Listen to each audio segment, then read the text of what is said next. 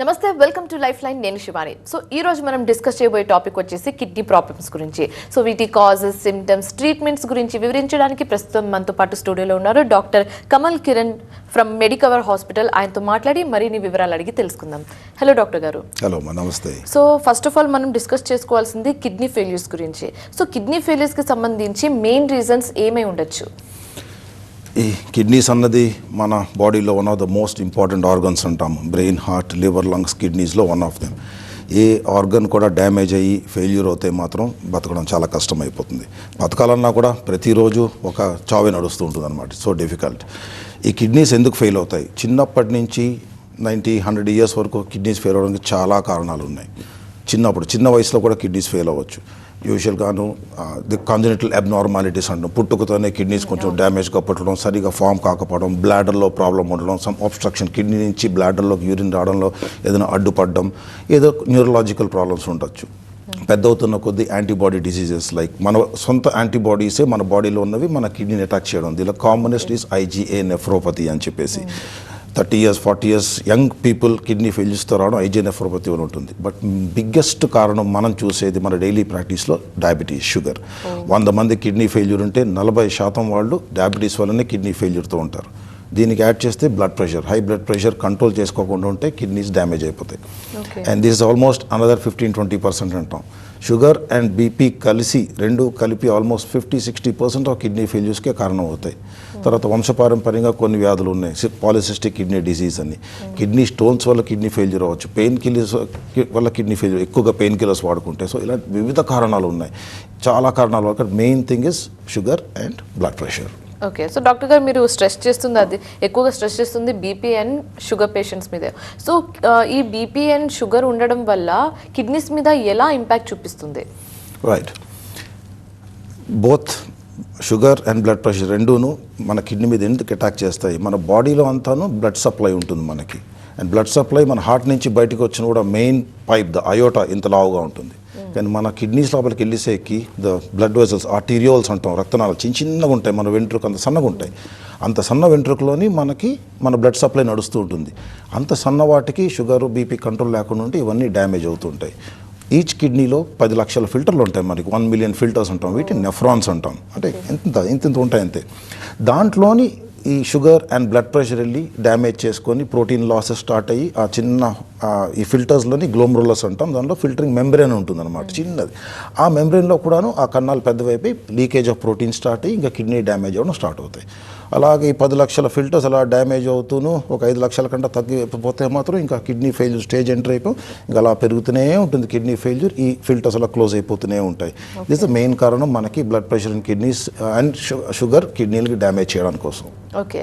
So doctor గారు, ఇప్పుడు lifestyle, eating habits కూడా one of the main reasons అని కన్సిడర్ చేయొచ్చు అంటారా? Absolutely yes, why not. ప్రతి వాళ్ళు తిడుతూనే ఉంటారు. రెండు పక్కల ఉన్నాయి. ఒకటి యూత్ అండ్ ఈవెన్ ఎల్డర్స్ కూడాను, ఎస్పెషలీ ఇప్పుడు డయల్ హోమ్ ఫుడ్ అని చెప్పి ఎనీ ఆఫ్ ద వేరియస్ ఉన్న apps that you can order food what you want. And ప్రతిదానికి మనం బర్గర్స్, పిజ్జాస్ అంటాం. ఒకటే కాకుండా including rice eating habits are all carbohydrate eating habits. ఎక్కువ కార్బ్స్, బ్రెడ్స్, బన్స్, రైస్ కానీ చపాతీలు కానీ ఏమున్నా కూడా మరీ ఎక్కువ తినేస్తుంటే, స్వీట్స్ కానీ ఎక్కువ తినేస్తుంటే డయాబెటీస్ వస్తుంది. ప్లస్ ఎంత తింటున్నామని ఒకటే ఇంపార్టెంట్ కాకుండా అంత ఖర్చు పెడుతున్నామా లేదా మనం చూసుకోవాలి. Are we exercising enough? Are we working? ఈ కాలంలో మనం పొలంలో పని చేయట్లేదు, నడవట్లేదు. మన లిఫ్ట్లోని 2nd ఫ్లోర్కి వస్తున్నాం. మనం షాప్కి వెళ్ళాలంటే బైక్లో పోతాము, అక్కడ మళ్ళీ లిఫ్ట్ తీసుకుంటాము. పని చేయట్లేదు మనం. ఆడవాళ్ళు ఫర్ ఎగ్జాంపుల్ తిరగలు తిప్పుతున్నారా, బయలో నీళ్ళు తోడుతున్నారా ఈ కాలంలోని. So there is no physical activity. So ఎంత తింటున్నామో దాన్ని ఖర్చు పెట్టలేకపోతున్నాం. మరి ఖర్చు పెట్టకపోతే బ్యాంక్ బ్యాలెన్స్ పెరిగిపోతుంది. బ్యాంక్ బ్యాలెన్స్ పెరిగితే ద రిచ్ మ్యాన్స్ డిసీజెస్, ఒక కాలంలోని డయాబెటీస్, హైపర్ టెన్షన్ ఇప్పుడు అందరికీ ఉంటున్నాయి. So lifestyle, both exercise and diet, especially diet, binge eating చాలా చెడు. ఇంట్లో తల్లులు కూడాను ప్రేమతోని పిల్లలకి తిను అని పెడుతూనే ఉంటారు. అది కూడా చాలా తప్పు. ఎంతకాలం అంతే పెట్టాలి, కానీ ఎక్కువ పెడితే ఎక్కువ బలం అని ఎప్పుడు అనుకోకూడదు. ఇంకా వ్యాధులకి దారి తీస్తున్నాయి ఇవన్నీ కలిసి. So frugal life style is very very important. ఈ కాలంలో ఎంత తక్కువ తింటే అంత మంచిది. ఓకే. సో బ్యాలెన్స్డ్ ఫుడ్ తినడం ఇంపార్టెంట్ అని చెప్తారు. సో ఎలాంటి బ్యాలెన్స్డ్ ఫుడ్ తీసుకుంటే మంచిదని చెప్తారు? ఫెంటాస్టిక్. ఈ answer for this balance food practically అన్నిటికీ వర్తిస్తుంది. Blood pressure, kidneys, diabetes, heart, lungs, దేనికైనా కూడా బ్యాలెన్స్ డైట్ అంటే ఏం చెప్తాం మనం? The right mix of proteins, fibres, fats and carbohydrates with other minerals everything put together. For example proteins అంటే మన పప్పుల్లోని, రాజ్మాలో, పన్నీర్లోని, సోయాలో వచ్చేవి, plus those who eat non veg fine, egg, chicken, fish కానీ ఆర్ అదర్ మీట్స్ కానీ వీటిలో proteins వస్తాయి. పెరుగులో కూడా ప్రోటీన్స్ ఉంటాయి, పన్నీర్లో కూడా ప్రోటీన్స్ ఉంటాయి. అవి తీసుకోవడము, ఆకుకూరలు, కూరగాయలు must be a major part of your diet. In fact ఇప్పుడు మేము చెప్తామంటే కార్బోహైడ్రేట్స్ ఒక కాలంలోని రైస్, చపాతీలు, ఇడ్లీలు, ఉప్మాలు అన్నీ కలిసి 50% డయట్ ఉండేది. ఇప్పుడు దాన్ని 30% ఉంటున్నాం మేము. And increase fibers to almost 30, 40, 50% if possible, and protein should be at least 20 to 30%. For example, me 72 kgs weight ఉన్నాను నేను, నేను 72 grams of proteins per day తినాలి. కానీ అంత తింటున్నామా? లేదు, ఇంపాసిబుల్. నార్మల్ వెజిటేరియన్ డయట్తో 20 grams కూడా వచ్చే అవకాశం లేదు. అండ్ నాన్ వెజ్ వాళ్ళు కూడాను they cannot reach the 70 grams per day, ఎందుకంటే ఒక ఎగ్ తింటే 6 grams వస్తుంది అంతే ప్రోటీన్. 100 grams ఆఫ్ చికెన్ తింటే ఒక 20 grams ప్రోటీన్ ఉంటుంది. సో ఒక 300 grams చికెన్ రోజు తింటే కానీ I cannot get my daily intake of proteins. So proteins కూడా చాలా ఇంపార్టెంట్. అలాగే ప్రోటీన్స్ ఎక్సెసివ్గా తీసుకుంటే కిడ్నీ డ్యామేజ్ అవుతుంది అంటాం, కానీ నార్మల్ ప్రోటీన్స్ రికమెండెడ్ RD అంటాం, రికమెండెడ్ డయటరీ అలవెన్స్. ఈ రికమెండెడ్ డయటరీ అలవెన్స్ కరెక్ట్గా తీసుకోవడానికి ట్రై చేసి కార్బోహైడ్రేట్స్ తగ్గించుకొని అండ్ దాంతోపాటు ఎక్సర్సైజ్ని పెంచుకుంటే you have attained your balance diet. Okay. So doctor గారు, ఇప్పుడు ఏ చిన్న నొప్పి వచ్చినా యాంటీబయాటిక్స్ లేకపోతే సెల్ఫ్ మెడికేషన్ కింద టాబ్లెట్స్ వేసుకుంటూ ఉంటారు. సో అది సేఫ్ అంటారా? ఎప్పుడో ఒకసారి ఒక తలనొప్పికి ఒక టాబ్లెట్ వేసుకోవడంలో, ఒక ఎసిడిటీకి ఒక టాబ్లెట్ వేసుకోవడంలో తప్పేం కాదు. We call it home remedies, once in a while తీసుకోవచ్చు. ఎస్, కానీ మోకాళ్ళ నొప్పులు కంటిన్యూస్గా ఉంటున్నాయి, నడు నొప్పి కంటిన్యూస్గా ఉంటుంది, తలనొప్పి, మైగ్రేన్ హెడేక్స్ రెగ్యులర్గా వస్తున్నాయి, రెగ్యులర్గా టాబ్లెట్ తీసుకుంటే I become I'm comfortable with this, తీసుకుంటే నేను పని చేయగలుగుతున్నాను, రెగ్యులర్గా తీసుకుంటుంటే మాత్రం it's extremely dangerous. Analgesic nephropathy అంటాం, దీని is very big topic in the medical లిటరేచర్లోని. ఎక్సెసివ్ పెయిన్ కిల్లర్స్ తీసుకుంటుంటే నార్మల్ కిడ్నీస్నే డ్యామేజ్ చేయగలదు. ఆల్రెడీ డ్యామేజ్ ఉన్న కిడ్నీస్ ఉంటే మాత్రం చాలా ఫాస్ట్గా డ్యామేజ్ చేస్తాయి. సో లాంగ్ టైమ్ బేసిస్లోని పెయిన్ కిల్లర్స్ వాడకూడదు. సో మేము ఏం చెప్తామంటే 1 monthలో not more than say 5 or 6 pain killers are allowed అంటాం మనం for normal people. Okay. So limitations ఉన్నాయి. ఓకే. సో డాక్టర్ గారు, ఇప్పుడు కిడ్నీ ప్రాబ్లమ్స్కి అంటే ఇప్పుడు కిడ్నీ ప్రాబ్లమ్స్ ఉందో లేకపోతే కిడ్నీలో ఏమైనా ప్రాబ్లమ్స్ ఉందో తెలుసుకోవడానికి మెయిన్ ఫస్ట్ సిమ్టమ్స్ ఏ విధంగా ఉంటాయి, initial symptoms? Thank you very much. చాలా మంచి ప్రశ్న అడిగారు మీరు. The first symptom of any or the biggest symptom of any kidney problem is no symptom. Symptoms ఉండవు. ఏదో సమ్ యంగ్ పర్సన్ ఎంప్లాయ్మెంట్ కోసం వచ్చారు, చెక్ చేసుకున్నారు, ఇన్సూరెన్స్ కోసం వచ్చారు, చెక్ చేసుకున్నప్పుడు సడన్గా బాంబ్ పేలినట్టు పేలుతుందన్నమాట. అరే టెస్ట్లోని కిడ్నీ ప్రాబ్లం చూపిస్తుంది, నాకేం ప్రాబ్లం లేదే అని చెప్పేసి. 80% of patients who come to us మా క్లినిక్స్కి వాళ్ళకి ఏ సిమ్టమ్ లేకుండా ఎక్కడో టెస్ట్ చేసుకున్నారు కాబట్టి దొరికింది కాబట్టి పరిగెట్టుకుంటూ వస్తారు. యాక్సిడెంటల్గా టెస్ట్లో తెలుస్తుంది. అబ్సల్యూట్లీ. ఇది ఎందుకు అవుతుంది? ఎందుకంటే దేవుడు ఇచ్చిన మనకి అవయవాలు మెజారిటీ ఆఫ్ దెమ్ 80-90% క్రమేణంగా డ్యామేజ్ అవుతున్న కొద్దీను ఆ మిగిలిన నెఫ్రాన్స్ ఎక్కువ పనిచేసి అలా బ్యాలెన్స్ చేసుకుంటూ వస్తూ ఉంటాయి. సో ఏ సిమ్టమ్స్ రావు మనకి. ఫైనల్గా 80-90% డ్యామేజ్ అయిపోయిన తర్వాత అప్పుడు సిమ్టమ్స్ రావడం స్టార్ట్ అవుతాయి. అప్పుడు సిమ్టమ్స్ వచ్చేసరికి అప్పటికే లేట్ అయిపోయింది మనం. So we should never wait for symptoms. మరి ఎట్లా? రెగ్యులర్గా యాన్యువల్ బాడీ హెల్త్ చెకప్స్ చేసుకోవాలి. So keep checking whatever you want. కొలెస్ట్రాలా, థైరాయిడా, కిడ్నీనా, బ్లడ్ ప్రెషరా అన్నీ కలిసి ఎవ్రీ ఇయర్ ఒక బాడీ హెల్త్ చెకప్ చేసుకోమని చాలా స్ట్రాంగ్ రికమెండేషన్. 6 monthsకి ఒకసారా లేకపోతే yearly once? For a normal person above the age of 40 yearly once అంటాము. Below the age of 40 once in 2 years or 3 years చేసుకున్నా కూడా పర్లేదు. ప్రాబ్లం ఉంటే ఆ ప్రాబ్లం బట్టి చేసుకుంటూ పోతుంటాం. లేకపోతే జనరల్ హెల్త్ చెకప్స్ చాలు, ఈ ప్రోగ్రామ్ చాలు మనకి. ఓకే. సో డాక్టర్ గారు, ఇప్పుడు కొందరిలో కిడ్నీ స్వెల్లింగ్ ప్రాబ్లం కూడా ఉంటుంది. సో ఎందుకు ఈ స్వెల్లింగ్ అనేది, అంటే స్వెల్లింగ్ వినగానే చాలా మంది భయపడిపోతూ ఉంటారు, కిడ్నీ స్వెల్ అయింది, ఫ్యూచర్లో ఎలాంటి కాంప్లికేషన్స్ ఫేస్ చేస్తామనేది. సో ఎందుకు జనరల్గా కిడ్నీ స్వెల్ ఎందుకు అవుతుంది? స్వెల్లింగ్ అన్నది మీరు చెప్పడం అల్ట్రాసౌండ్ స్కానింగ్ రిపోర్ట్ బట్టి స్వెల్లింగ్ అని ఉండొచ్చు. మోస్ట్లీ మేము ఒక్కొక్కసారి పేషెంట్కి బోధపరచడంలో మే యూస్ సమ్ జనరల్ టర్మినాలజీ ఇట్లాగా స్వెల్లింగ్ అని చెప్పేసి దానికి పెద్ద మీనింగ్ ఉండకపోవచ్చు. కిడ్నీ నుంచి వచ్చే యూరిన్ ట్యూబ్లోని స్టోన్ ఏదైనా ఉండి బ్లాకేజ్ అయిపోతే ఆ కిడ్నీ స్వెల్ అవుతుంది కొంచెం, దాన్ని స్వెల్లింగ్ అనొచ్చు. లేకపోతే యాంటీబాడీ అటాక్ వల్ల కిడ్నీస్కి స్వెల్లింగ్ రావచ్చు, ఇన్ఫెక్షన్ వల్ల కిడ్నీకి స్వెల్లింగ్ రావచ్చు. చాలా వివిధ కారణాలు ఉన్నాయి స్వెల్లింగ్ కోసం అని. సో దానికంటే మోర్ ఇంపార్టెంట్ అదర్ టెస్ట్లు ఉంటాయి మనకి. ఒక బ్లడ్ టెస్ట్ ఉంది క్రియాటిన్ అని చెప్పేసి, యూరిన్ టెస్ట్లో ప్రోటీన్స్ ఎంత పోతున్నాయి, దీన్ని బట్టి వీటల్ కిడ్నీ ప్రాబ్లం ఎంతవరకు ఉంది, ఎలా ఉంది, ఏ స్టేజ్లో ఉన్నామని. సో డాక్టర్ గారు, ఇప్పుడు డయాలసిస్ గురించి మాట్లాడుకోవాల్సి వస్తుంది. సో డయాలసిస్ ఎవరెవరికి చేస్తారు, అంటే ఎలిజిబిలిటీ ఏ క్రైటీరియా, అంటే దేన్ని కన్సిడర్ చేసి ఎలిజిబిలిటీ క్రైటీరియాని సెట్ చేసుకుంటారు? ఓకే, డయాలసిస్ అదొక సెలక్షన్ ప్రాసెస్ కాదు, అది ఎలిజిబిలిటీ కోసం. ఎవరికైనా కిడ్నీస్ కంప్లీట్గా ఫెయిల్ అయిపోతే వాళ్ళకి అంటే ఏ స్టేజ్లో ఫెయిల్ అయిపోవడం excellent, thank you very much. So దానికి ముందే వెళ్దాం మనం. ముందు టెస్ట్లు ఏం చేస్తాం, ఏం టెస్టులు చేస్తే మన కిడ్నీ ప్రాబ్లం తెలుస్తుంది. మెయిన్గాను ఎవరికైనా కిడ్నీ ప్రాబ్లం ఉంది అని డౌట్ వచ్చినా లేకపోతే నార్మల్ టెస్ట్లో కూడాను సీరం బ్లడ్ టెస్ట్ ఒకటి ఉంది, సీరం క్రియాటినిన్ అని చెప్పేసి. ఈ క్రియాటిన్ అనేది నార్మల్గా 1.0 కూడా తక్కువ ఉండాలి. యంగ్ లేడీ లైక్ యూ 0.6, 0.7 ఉంటాయి అంతే. మగవాళ్ళకు ఒక 0.9 to 1.0 ఉంటుంది. దీంతో నాకు క్రియాటిన్ 0.8 ఉంటే నా 2 కిడ్నీలు కలిపి 100% పనిచేస్తున్నట్టు. ఈ క్రియాటిన్ పెరిగి 1.5 వచ్చినా కూడా 50% కిడ్నీస్ పనిచేయట్లేదని. సో 50% పనిచేస్తున్నాయి, మిగతా 50% పనిచేయట్లేదు. అది ఎందుకు పనిచేయట్లేదు? Is it because of a temporary sleeping of the kidney or a permanent death of the nephrons? అది కనుక్కోవడం ట్రై చేస్తాం.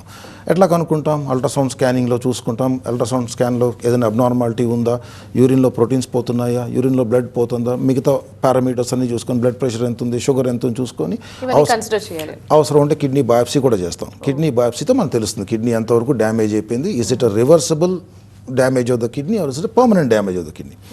పర్మనెంట్ డ్యామేజ్ ఉంటే ఇంకా మెల్లిగా కిడ్నీ మెల్లిగా డ్యామేజ్ అయిపోతుంది అని.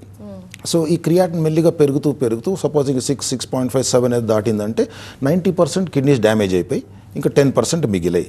సో ఇంకా అది ఇంకా లైఫ్తో సస్టైన్ కాదనమాట. 90% పోయి ఇంకా 10% మాత్రం పనిచేస్తుందంటే ఇంక సరిపోతుంది. అప్పుడు నాట్ అ ప్రాబ్లం. అప్పుడు సిమ్టమ్స్ కూడా ఉండవు. సో డయాలసిస్ ఏం అవసరం లేదు. సో 90% పోయిన తర్వాత అది స్టేజ్ 5 అంటాం అనమాట. 5th stage of kidney failure, CKD stage 5. అప్పుడు డయాలసిస్ స్టార్ట్ చేసుకుంటాం మనం. డయాలసిస్ ఏం చేస్తుంది? కిడ్నీలకి ట్రీట్మెంట్ ఏం కాదు అది. డయాలసిస్ కిడ్నీల పని సబ్స్టిట్యూట్గా చేస్తుంది. కరెంట్ పోతే క్యాండిల్ వెలుచుకున్నట్టు మనం. So it just give some light అనమాట. సో మన బ్లడ్లో ఉన్న పాయిజన్స్ అని అక్యుములేట్ అయిపోతుంటాయి, తాగిన వాటర్ అక్యుములేట్ అయిపోతుంటుంది. కిడ్నీస్ ఏమని దీన్ని బయటికి పంపించలేకపోతుంది, ఎందుకంటే దే ఆర్ నాట్ వర్కింగ్ కాబట్టి 90% డ్యామేజ్ అయిపోయినాయి. యూరిన్ వస్తూ ఉంటుంది కానీ ఆ యూరిన్లో పాయిజన్స్ ఏం కనిపించవు. చాలామంది అడుగుతారు, సార్ నేను కిడ్నీ ఫెయిల్యూర్ అంటున్నారు, యూరిన్ పోస్తున్నాను కదా ఎట్లాగా అని. బట్ ఆ యూరిన్ చెక్ చేస్తే దానిలోని పాయిజన్స్ ఏమీ కనిపించవు, జస్ట్ వాటర్ ఉంటుంది అనమాట. సో పాయిజన్స్ లోపల ఉండిపోతుంది. అందుకే 6, 7 క్రియాటినిన్, 150, 200 యూరియా ఉంటాయి వాళ్ళకి, అన్ని పాయిజన్స్ పెరిగిపోయి ఉంటాయి. అప్పుడు డయాలసిస్ పెట్టి రక్తాన్ని శుద్ధి చేస్తాం డయాలసిస్ మిషన్లో చిన్న ఫిల్టర్ ఉంటుంది, ఆ ఫిల్టర్లోని ఫిల్టరేషన్ అవుతుంటుంది. సో ఫిల్టర్ మన కిడ్నీ లాంటిది అనమాట. సో వారానికి 3 సార్లు చొప్పున 4 అవర్స్ డయాలసిస్ చేసుకోవాల్సి వస్తుంది. So every alternate day patient హాస్పిటల్కి వెళ్ళి 4 గంటలు డయాలసిస్ చేసుకొని ఇంటికి వెళ్ళాల్సి వస్తుంది. This is dialysis.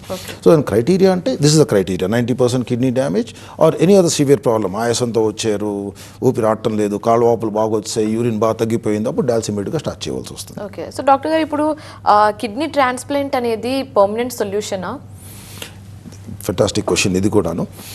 ఏదైనా ఒక వ్యక్తికి 2 కిడ్నీస్ డ్యామేజ్ అవుతాయి పర్మనెంట్గా అని మనం నిరూపించేసాం. పర్మనెంట్ డ్యామేజ్ టెంపరీ కాదు, మందులతోని దేనితోని మళ్ళీ కిడ్నీ లేవదు, పర్మనెంట్గా పోయింది అన్న తర్వాత once it is permanently damage, వాటిని లేపడానికి ప్రపంచంలో మందులు ఏమీ లేవు. సో అప్పుడు మనకి 2 ఆప్షన్స్ ఉంటాయి, డయాలసిస్ కానీ ట్రాన్స్ప్లాంటేషన్ కానీ. ఒక పక్క డయాలసిస్, ఇంకో పక్క transplant. Both are complement opposite to each other అనమాట. ఇప్పుడు డయాలసిస్ నేను చెప్పినట్టు వారానికి 3 సార్లు 4 గంటల చొప్పున చేస్తూ ఉంటాం, కానీ అది సరిపోదు. ఎందుకంటే మన కిడ్నీలు కంటిన్యూస్గా 24 hours a day into 7 పని చేస్తూ ఉండే ఆక్కుండాను. వాళ్ళకి డయాలసిస్ 4 hours చేస్తున్నాం, 3 రోజులు ఒకసారి, ఎక్కడ సరిపోతుంది? సో ఒరిజినల్ కిడ్నీస్ 100% పనిచేస్తే బెస్ట్ డయాలసిస్ 10% కూడా పనిచేయదు. సో జస్ట్ సమ్ క్లీనింగ్ నడుస్తుంది. సో 90% పాయిజన్స్ లోపల ఉండిపోతాయి. సో వీళ్ళకి రెగ్యులర్గా హాస్పిటల్కి వచ్చి ప్రతి 3 ఆల్టర్నేట్ డేస్ 4 గంటలు డయాలసిస్ చేసుకోవడం ఒకటే కాకుండా మిగతా ప్రాబ్లమ్స్ అన్నీ ఫేస్ డయాలసిస్ వల్ల ఒకటే కాదు, కిడ్నీస్కి డయాలసిస్ సరిపోదు కాబట్టి ఆ కిడ్నీ పాయిజన్స్ పెరిగి ప్రాబ్లమ్స్ పెరుగుతూను డయాలసిస్లోని మోర్టాలిటీ ఎక్కువ ఉంటుంది. మోర్టాలిటీ ఎక్కువ రోజులు నడిపించడం కష్టం. డయాలసిస్ చేయడం చెప్పట్లేదు, డయాలసిస్ చేసుకోకపోతే అసలు బతకరు వాళ్ళు. డయాలసిస్తోని 3 years, 4 years, 5 years, 7 years నడిపిస్తూ ఉంటారు. So at the end of 5 years of dialysis around 20% to 30% బతుకుంటారు. మనకి దానికి ఒక సాచురేషన్ పాయింట్ ఉంటుంది. అంటే సరిపోదు అనమాట. అంటే క్యాండిల్తో ఎన్ని రోజులు మనం లైఫ్ పుష్ చేయగలం? కరెంట్ పర్మనెంట్గా పోతే నెక్స్ట్ జనరేటర్ తెచ్చుకోవాలంటే అన్ని నడవాలి, మీ ఫ్రిడ్జ్ టీవీ అన్ని నడవాలంటే మనకి జనరేటర్ కావాలి. మనకి ఆ జనరేటర్నే మనం ట్రాన్స్ప్లాంట్ అంటాం. ట్రాన్స్ప్లాంట్ అంటే ఒక కిడ్నీ పెట్టించేసుకుంటే ఆ కిడ్నీ 24 hours a day కంటిన్యూస్గా పనిచేస్తుంది, లైక్ ఒరిజినల్ కిడ్నీస్ లాగా. So it equals the original 2 kidneys. So ఈ మనిషి క్రియాటిన్ నార్మల్ అయిపోతుంది, మనం పడుకున్నా ఏం చేసినా కూడా కిడ్నీ పనిచేస్తూ ఉంటుంది. కాబట్టి kidney transplant is the correct and the best treatment for permanent kidney failure. Kidney transplant అవ్వకపోతే ఏదైనా ఆప్షన్ వాళ్ళు, ఎందుకంటే వాళ్ళకి డోనర్స్ లేరు, ఎవరు లేరు అంటే అప్పుడు ఇంకా డయాలసిస్ కంటిన్యూ చేసుకుంటూ ఉండాలి. ట్రాన్స్ప్లాంట్ అయ్యే అవకాశం కోసం వెయిట్ చేసుకుంటుంది డోనర్ దొరికే వరకు. So transplant is the final thing. But ట్రాన్స్ప్లాంట్లో కూడా కొన్ని ప్రాబ్లమ్స్ ఉన్నాయంటే, ఎందుకంటే వేరే వాళ్ళ కిడ్నీ తీసుకుంటున్నాం, మన బాడీ ఒప్పుకోదు, దాన్ని రిజెక్ట్ చేయడానికి ట్రై చేస్తూ ఉంటుంది. మన ఇమ్యూనిటీతోని మనం మెడిసిన్స్ ఇచ్చి ఆ ఇమ్యూనిటీని సప్రెస్ చేసి పెడతాం. కానీ ఎంత సప్రెస్ చేసినా కూడా మన పార్ట్ కాదంటే వేరే ఒక బ్రాండ్ కార్కి ఇంకో బ్రాండ్ పార్ట్ పెట్టినట్టు అది ఎక్కువ రోజులు నడవదు అది. సో అట్లా కిడ్నీ ట్రాన్స్ప్లాంట్స్కి యావరేజ్ లైఫ్ ఆఫ్ 15-20 years అంటాం. మెజారిటీ లైఫ్ లాంగ్ రన్ అవుతాయి, కానీ ఫస్ట్ డే సెకండ్ డే కూడా ఫెయిల్ అవ్వచ్చు. యావరేజెస్ 15-20 years అంటాం. కానీ అన్ని సంవత్సరాలు మాత్రం వాళ్ళు బాగుంటారు, వాళ్ళు పని చేసుకుంటూ ఉంటారు, బైక్ తోలొచ్చు, కార్ తోలొచ్చు, వాళ్ళు పని చేసుకోవచ్చు, పెళ్లి చేసుకోవచ్చు, పిల్లల్ని కూడా కనొచ్చు వాళ్ళు. So transplantation is the definitive treatment అంటాం. So try for transplant. If it is not possible then go for dialysis. So ట్రాన్స్ప్లాంట్కి ప్రాసెస్ ఏ విధంగా ఉంటుంది? Thank you very much. Transplant process, transplant ఒక మనిషికి కిడ్నీ ఫెయిల్యూర్ వస్తే ఆయన బ్లడ్ గ్రూప్ చూసుకొని, if it is a compatible blood group, like ఏకి ఏ ఇవ్వచ్చు, ఓ కూడా ఇచ్చుకోవచ్చు. ఓ ఇస్ యూనివర్సల్ డోనర్ కాబట్టి ఏబి ఎవరిదైనా తీసుకోవచ్చు, ఓ వాళ్ళకి ఓ వాళ్ళే ఇచ్చుకోవాలి, అది కంపాటబుల్. కానీ ఆపోజిట్ బ్లడ్ గ్రూప్ ట్రాన్స్ప్లాంట్స్ కూడా ఫుల్లీ ఎస్టాబ్లిష్డ్. ఇప్పుడు ఏకి బి ఇవ్వచ్చు, బీకి ఏబి కూడా ఇచ్చుకోవచ్చు. We can easily do that. It's establish procedure. High success rates ఉన్నాయి దానికి. ఒకటి బ్లడ్ గ్రూప్. రెండోది, మన దేశంలో ట్రాన్స్ప్లాంట్ చేసుకోవాలంటే మోస్ట్ 2 important థింగ్స్. ఒకటి is the medical and the next is the legal. రెండు సాటిస్ఫై కావాలి. మెడికల్గా పేషెంట్ బాగున్నారా, ఇచ్చేవాళ్ళు బాగున్నారా, మ్యాచింగ్లు ఉన్నాయా లేవా, పేషెంట్ హార్ట్ బాగానే ఉందా, ఆపరేషన్ తట్టుకోగలడా, మెడిసిన్స్ అన్నీ తీసుకుంటే ఆయన ఇన్ఫెక్షన్ రిస్క్లు ఎట్లా ఉన్నాయి, ఇవన్నీ చూసుకుంటాం. ఎందుకంటే కిడ్నీ రిజెక్ట్ చేయకూడదంటే మెడిసిన్స్ ఇచ్చి అండ్ రెసిస్టెన్స్ పవర్ తగ్గిస్తాం. రెసిస్టెన్స్ పవర్ తగ్గిస్తే ఇన్ఫెక్షన్స్తో వచ్చి ప్రాబ్లమ్స్ వచ్చే అవకాశాలు ఉంటాయి. So it's perfect balance in between చేయవలసింది. అది నెఫ్రాలజిస్ట్ మెయిన్ చేయాలి. అది ఇటు మరీ ఎక్కువ అయిపోకూడదు, ఆ పక్క కూడా అవ్వకూడదు అన్నమాట. సో ఇన్ఫెక్షన్ అండ్ రిజెక్షన్ మధ్యలో బ్యాలెన్స్ చేసుకోవాలి. అండ్ ఇవి చేస్తూనే ఇవన్నీ బాగానే ఉన్నాయి, మెడికల్గా బాగానే ఉంది, దీనికి ట్రాన్స్ప్లాంట్ చేయొచ్చు అంటే next is the legal part and the most important part. Legally మన దేశంలో పేషెంట్ యొక్క సొంత తల్లి, తండ్రి, అక్క చెల్లి, అన్నదమ్ములు, భార్య, భర్త, పిల్లలు, లేకపోతే తాతలు, అమ్మమ్మలు, ఆర్ గ్రాండ్ చిల్డ్రన్ ఎవరిని ఇచ్చుకుంటే డైరెక్ట్గా ట్రాన్స్ప్లాంట్ చేసుకోవచ్చు with the new act that is in place now. వీళ్ళు ఫస్ట్ డిగ్రీ అంటాం. వీళ్ళు కాకపోతే నెక్స్ట్ పిన్నిలు, బాబాయిలు, అత్త, మావ, అత్త కూతురు, మా ఒకటికి ఎవరన్నా ఇస్తారంటే మనం గవర్నమెంట్ కమిటీకి వెళ్ళి వీళ్ళు మా బంధువులు అని నిరూపించుకొని, if necessary with DNA finger ప్రింటింగ్తో పాటు నిరూపించుకొని మరి అప్లై చేస్తే, if they are satisfied the committee will then give permission, authorization committee of Telangana. ఈ రెండూ కాకపోతే నెక్స్ట్ ఆప్షన్ ఉండేది ఇంకా జీవన్దాన్లో రిజిస్ట్రేషన్ చేసుకొని, అది యాక్సిడెంట్ కేస్ రిజిస్ట్రేషన్లోని ఎవరైనా బై బ్యాడ్ లక్తో యాక్సిడెంట్ అయ్యి వాళ్ళకి బ్రెయిన్ డెత్ అయ్యి వాళ్ళ మహానుభావులు డొనేట్ చేస్తే వాళ్ళ నుంచి ఆల్మోస్ట్ 8 మందికి మనం ప్రాణం ఇవ్వచ్చు. Ice, lungs, heart, liver, kidneys, including skin, pancreas అన్నీ ఉన్నాయి. ఎవరిని డొనేట్ చేయొచ్చు కాబట్టి ఒక పెద్ద వెయిటింగ్ లిస్ట్ ఉంది జీవన్దాన్లో. ఆ వెయిటింగ్ లిస్ట్ ప్రకారంగా కిడ్నీస్ అలాట్ అవుతాయి. వాళ్ళు కిడ్నీ అలాట్ అవుతే ఆ కిడ్నీ తీసుకొని ట్రాన్స్ప్లాంట్ చేసుకోవచ్చు. కానీ Jeevandan is a very long waiting process. 3 to 4 years waiting list ఉంది రైట్ నో. అన్రోల్ డయాలసిస్ చేసుకుంటూ they have to wait for a kidney. Okay. So doctor గారు, ఇప్పుడు పోస్ట్ ట్రీట్మెంట్ అంటే ట్రాన్స్ప్లాంటేషన్ తర్వాత పేషెంట్స్ ఎలాంటి జాగ్రత్తలు తీసుకోవాలి, ఎలాంటి ఫాలోఅప్స్ని ఫాలో అయితే బెస్ట్ అని చెప్తారు? You'll be surprise. నేను మిమ్మల్ని ఒక క్వశ్చన్ అడుగుతాను. మీరు వినుంటారు చాలా మంది దగ్గర, ట్రాన్స్ప్లాంట్ అయిన తర్వాత లోపల ఉండిపోవాలి, అద్దాల మెడలో కూర్చోవాలి, బయటకు వెళ్ళకూడదు, all these are complete phobias. ఒక గ్రేట్ మనిషి ఇవాన్ క్లాస్నిచ్ అని చెప్పి 2006 Euro World Cup football he played after 7th month of his transplant. Football at the highest level. So transplant వాళ్ళు అన్ని రంగాల్లో ఉన్నారు, including games and all these things. So transplanted gentlemen or the లేడీకి లోపల తీసి బంధించేసి అవసరం లేదు. Of course they have a risk of infections. ఏం చెప్తా ఉంటే స్టార్టింగ్లో మెడిసిన్స్ ఎక్కువ ఉంటాయి, మెల్లిగా మెడిసిన్స్ తగ్గుతున్న కొద్దీ వీళ్ళదేం ఫుల్ రైట్స్. వాళ్ళు బయట తిరగవచ్చు, మార్కెటింగ్లో ఉంటే మార్కెటింగ్కి వెళ్తారు వాళ్ళు. If there teacher they go and teach in the school. If there software professional కూర్చొని వాళ్ళు పని చేసుకోవచ్చు. Everything is allowed. అని డస్టీ ఉన్న జాగాల్లో వెళ్ళకూడదు, దుమ్ము ధూళి ఉన్న జాగాల్లో. సో కన్స్ట్రక్షన్ అవుతుంది. సో ఆయన నేను సార్ ఐఎమ్ మేసన్, నేను లోపలికి వెళ్ళి పని చేయలేను, then you have to change your job అంటాం మనం. So dust is a very major factor మనకి. సో పొలంలో దున్నుతున్నారు, డస్ట్ లేస్తుంది, లైక్ ఎక్కువగా చీపురు తుడిచి ఎక్కువ డస్ట్ కూడా మంచిది కాదన్నమాట. తప్పిస్తే డస్ట్ కాకుండా normal environment not a problem. వాళ్ళు బయట రోడ్ మీద బైక్ కూడా తోలవచ్చు, వాళ్ళు కారు కూడా తోలుకోవచ్చు. So we expect a normal life from a transplanted recipient. Okay. So doctor గారు, ఇప్పుడు మెడికల్ హాస్పిటల్లో కిడ్నీ ట్రాన్స్ప్లాంటేషన్కి సంబంధించి ఎలాంటి అడ్వాన్స్ ఎక్విప్మెంట్స్ని, అడ్వాన్స్ టెక్నాలజీని యూజ్ చేస్తున్నారు? Right, fine. ట్రాన్స్ప్లాంటేషన్లో మెయిన్గాను మోర్ దాన్ సర్జరీకి కావాల్సిన లెప్రోస్కోపిక్ ఇవన్నీ, రోబోటిక్ ఇవన్నీ ఉంటాయి ట్రాన్స్ప్లాంట్ చేయడానికి. These are all we use for kidney transplantations. We have the latest advance robotic కూడా ఉంది మా దగ్గర, డావించి అని చెప్పేసి. అండ్ లెప్రోస్కోపిక్ గాను కిడ్నీ, ఫర్ ఎగ్జాంపుల్ డోనర్ ఒక కాలంలోని మీరు ఫోటోలు చూస్తుంటారు 20 ఏళ్ల కిందట డోనర్లందరూ ఇక్కడ పెద్ద కట్ ఉంటుంది వాళ్ళకి. We don't do that no, just 3 keyhole సర్జరీస్తోని ఆ కిడ్నీ తీస్తాం లెప్రోస్కోపిక్ గాను. సిజరన్ సెక్షన్ జాగాలో పొద్దు కడుపు దగ్గర చిన్న 3 దీంతోనే కిడ్నీ బయటకు వచ్చేస్తుంది. సో ఎంత చిన్న ఆపరేషన్ అంటే ఇవాళ ఆపరేషన్ చేస్తే రేపు నడిపించేస్తాం డోనర్ని, 3వ రోజు నడుచుకొని ఇంటికి వెళ్ళిపోతారు వాళ్ళు. And after practically normal life ఒక నెల రోజులు బరువు ఎత్తద్దు అని చెప్తాం. రెసిపియంట్కి usually it's normal open surgery, robotic కూడా చేయొచ్చు మనం. This one of the thing surgically.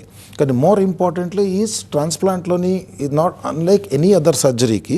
మిగతా సర్జరీలు ఆపరేషన్ చేసి క్లోజ్ చేసేయాలంతే, కానీ కిడ్నీ ట్రాన్స్ప్లాంట్ అట్లా కాదు. ఆపరేషన్ తర్వాత పళ్ళు స్టార్ట్ అవుతాయి మాకు నెఫ్రాలజిస్ట్ గాను. ఆయన యాంటీబాడీస్ లేచొచ్చి రిజెక్షన్ చేయకుండా, ఈ పక్క ఇన్ఫెక్షన్ అవ్వకుండా, పాత వ్యాధి కొత్త కిడ్నీల మీద రాకుండా, మేము ఇచ్చిన స్టిరాయిడ్స్తోని షుగర్ రాకుండా చాలా చాలా జాగ్రత్తలు తీసుకోవాలి. సో వీటన్నిటికీ అడ్వాన్సెస్ డిపెండ్ ఆన్ మనం మానిటరింగ్లో మన దగ్గర ఎన్ని మాలిక్యులర్ టెస్ట్లు ఉన్నాయి, జెనెటిక్ టెస్టింగ్ చేసుకుంటాము, ఏ మందుకి ఎంత వాడుకోవాలి. This the advances that we use in medical hospital. So finally పేషెంట్కి అండ్ అలాగే కుటుంబ సభ్యులకి ఏం చెప్పాలనుకుంటున్నారు? Patient for example before you become a patient నార్మల్గా ఉన్నప్పుడు జాగ్రత్తలు తీసుకోండి, నీళ్లు బాగా తాగండి, పెయిన్ కిల్లర్స్ ఎక్కువగా వాడద్దు, ఎక్సర్సైజ్ చేయండి, రెగ్యులర్గా చెకప్ చేసుకోండి, simple test like creatinine, urine examination, మీ sugar test, all these things, and keep a healthy life style.